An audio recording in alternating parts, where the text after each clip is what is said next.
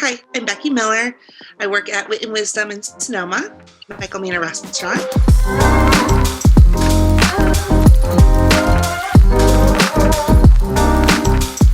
Define a good sommelier, Beki. Who's a good sommelier to you? I think a sommelier that's really skilled is beyond being knowledgeable, you have to be hospitable. That's really what the root of it is making sure that your guests feel comfortable and then making sure that your staff feels comfortable. So you do more than just pour wine. You bus tables, you run food, you greet people at the door, and then you just make your guests feel welcome at all times. And then if you can have a really nice conversation about wine and pour some really good grape juice for people, that's just the benefit on top of it. Nice. I love the way you put it in a simple word, grape juice. Red wine gives you, you have a higher chance of a hangover than a white wine. Is that true or false? Absolutely not true. No? Okay. High alcohol gives you a hangover and not hydrating. So I like to tell people, drink a full glass of water for every glass of wine. Got it. Drink really, really nice wine, but don't overindulge because then that's when you're going to wake up the next day and regret what you did the night before. So mixing your drinks, having one glass of white, having one glass of red, it's bad than having two glasses of the same sort of red or white. Is that true or false again? I don't think so. It literally comes down to science. It's alcohol content, and it doesn't matter if you're mixing white wine, red wine, sparkling wine, tequila, vodka. None of it matters beyond just alcohol content, and then over consuming alcohol content in a manner that you can't digest nicely. Chilling red wine. Personally, I think that you should not chill red wine, So what's your take on that? I think that some wines actually taste better, not cold, but with a slight chill. In the restaurant, we actually keep some wines just not in ice buckets, but just resting on top of ice buckets because some lower tannin red wines actually become a lot more refreshing. So Beaujolais, maybe some Cabernet Franc from the Loire Valley, a few other lighter skinned red wines do nicely with the chill. And then It gets warm up in Sonoma. So having something a little more refreshing also works. What about decanting value wine? Does it even help? Can I decant Jacob's Creek or Yellowtail or it's just useless? Or I've heard that, only expensive wines you should decant, Is that true? You can, but I think it's more for the show of decanting than it actually helping the wine. I decant wine if it is throwing a lot of sediment and you want to get wine off of the sediment. But also, even some older wines, I don't decant at all, even though some people might think that I should. Younger wine, same thing. I think that wine has an evolutionary process where if you decant a wine, you kind of go from point A to point B without getting that really nice kind of middle evolution of the wine. And why miss that step of a wine's life if you're eating things up? Red wine goes with red meat. White wine goes with sort of seafood or white meat. Is that true or completely made up? It's made up too. I don't think that the protein matters more so than cooking method. So historically, you pair white wine with white fish, seafood, red meat with red wine.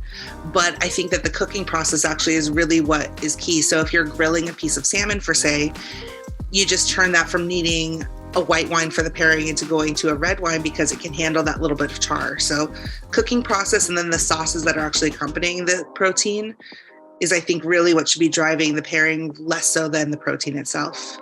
Interesting. Can you double click on that?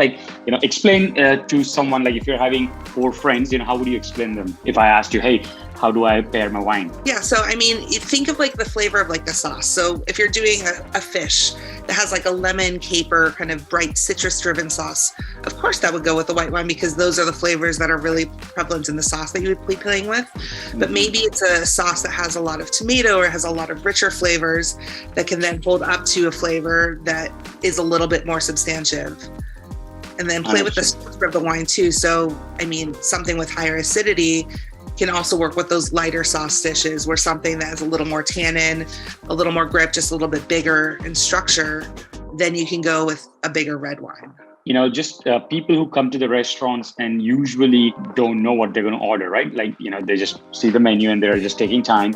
And, by my experience as a consumer, I know that I'm just going to pick the second or third cheapest or maybe not the most expensive, not the cheapest, but I'll just pick something in the middle. So, it's like a safe bet, right? What's your observation on guests like me? So I always watch kind of body language before I even approach the table. How quickly did they reach for the wine list?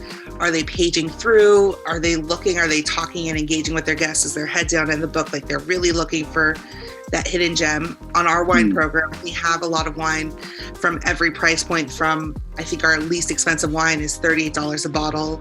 We have almost 300 selections that are under $100 a bottle. And then we go up to, the Domaine Romani Contis of the world and a very old Bordeaux where it's four figures, kind of a once in a lifetime bottle.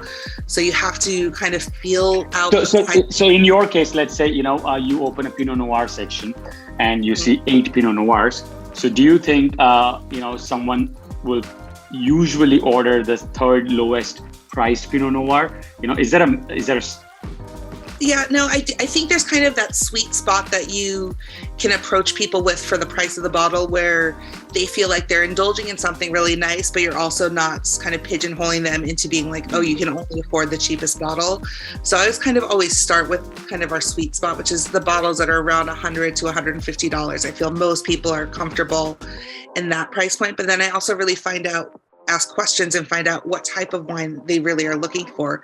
Do you want something that's more fruit driven, or do you want something that's more earthy and savory? Do you want to drink something? I work in Sonoma, so do you want something that's from wine country, or do you want to play global and be a little more adventurous? Do you only know certain grape varieties, but you might like Pinot Noir, but you're open to trying something kind of in that same flavor and structure points, but maybe try something you've never heard of. Men drink more red wine, women drink more white wine. Is that true? Maybe. I think that just all people drink a lot of wine. I don't think that there's any sort of style that people go for, because I'm always surprised by what people order. So you can get people that you might think are only going to go for a certain style of wine. Bachelorette party, maybe only you think drink rosé, and then... Let's talk business there, right? So for example, if you were told that in our business plan, Beki, there are 72% men who will come for lunch, and then maybe 28% women. So would you have 70% red wines? No, because you want to have something for everybody. So it doesn't matter, I think, because you also have to play into the idea of the restaurant, and you're building kind of this world that you want to invite people into. So you don't necessarily create the world that people expect. Already are living in. Got it. Something that people would be open to trying. Got it. Yeah. You need to have an authentic story about your restaurant, which you're trying to, get them the experience of as well, right? I think. Is there a way to get fizz again in a champagne once you open it? I don't really think so, at least not in a very quality manner. I think you can, if maybe something is a little bit tired, you can give it a little quick shake, and then it might refresh the fizz for a minute. So it fizzes when you pour it in the glass, but it's going to dissipate. So I think just being smarter about how you consume and how you purchase wine. So if you know that you're not going to drink a lot of bubbles, maybe look at a half bottle option instead of a full size bottle. So this way you can finish, maybe invite some more friends over. Great tip, Beki. Thank you for that. What about if your cork while opening goes in the bottle? Any ways you can get that, broken cork outside? I mean, I love my Durand. It's the really nice corkscrew that has the corkscrew worm attached, and then also the osso that I can usually rescue almost every single bottle. But also, if it really is so bad, just push it all the way in, decant it, strain it, and then... But there's no way, no hack that you can get it out. I mean, there's so many hacks. I see all the TikTok videos. I don't believe that you need to put a hair straightener on top of the bottle to let the heat pressure extract the bottle. You can put a bottle of wine inside of a shoe and start banging it against a wall, but that's not going to be any easier than just pushing the cork in and going from there. What about hangover hacks? Apart from like the pills, are there any other ways to quickly get rid of your hangover on the next day? Again, I think it's hydration is key. I always have some liquid IV packs around just in case, so that sodium content rebuilds back up, and then there's always a reason to drink Bloody Marys and start the day fresh. But what about beer? You think that beer is good for acidity and getting the hangover. Like it's a good thing, to just refresh. Is that true? Or I think it's refreshing. I don't necessarily think it's the hangover cure. okay. But if that's what gets you started in the morning, sure. But it's not something I would personally drink. Just that big bottle of water before I go to bed, big bottle of water when you wake up, and then it all comes down to not overindulging and then avoiding the hangover in the first place.